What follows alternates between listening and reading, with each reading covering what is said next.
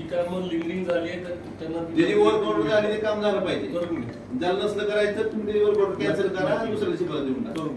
बाबत बैठक घेतली. आता काय निर्णय झाले, काय तक्रारी होत्या? धाराशिव शहरात कचरा असेल, रस्त्याची अंतर्गत रस्त्याचे विषय असतील किंवा बाकीचे जे विषय आहेत, पाणी पुरवठा, स्वच्छता, ह्या सगळ्या विषयाबाबतीत नागरिकांच्या सर्वसामान्य माणसाच्या बऱ्याच दिवसाची तक्रारी होत्या. या अनुषंगाने जिल्हाधिकारी आणि नवीन जे मुख्य कार्यकारी अधिकारी आहेत, मुख्य अधिकारी यांच्यासोबत बैठक घेतली आणि त्यात जी 140 कोटीची कामं नगरवृत्तांची त्याला थांबलेली आहेत, टेंडर झालेलं नाही, याबाबत लवकरात लवकर निर्णय घेऊन त्याची निविदा प्रक्रिया पूर्ण करणे.